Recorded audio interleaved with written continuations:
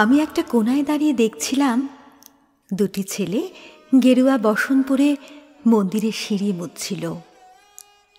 এত মন দিয়ে আমি কাউকে সিঁড়ি মুছতে দেখিনি, এত ভালোবাসা দিয়ে আমি কাউকে ধুলো তুলতে দেখিনি। সিঁড়ি নয়, যেন জননীর ত্বক থেকে ধুলো তুলছিল।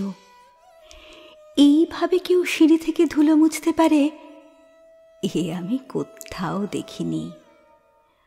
স্থিতপ্রজ্ঞ মহারাজকে জিজ্ঞাসা করলাম, ছেলে দুটি কে?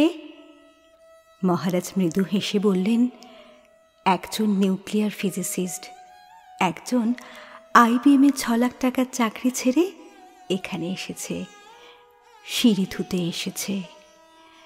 যে সিঁড়ি দিয়ে মানুষ ওপরে ওঠে তা যেন পরিষ্কার হয়। মহারাজ চলে গেছেন, সন্ধ্যা নেমে আসছে গঙ্গায়, আমার ভেতরেও নামছে সন্ধ্যা।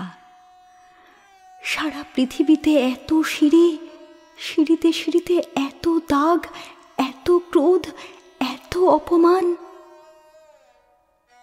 আরতি শুরুর আগে মনে হলো, যে সিঁড়ি মুছতে পারে না সে কোনোদিন মানুষের চোখের জল মুছতে পারবে না।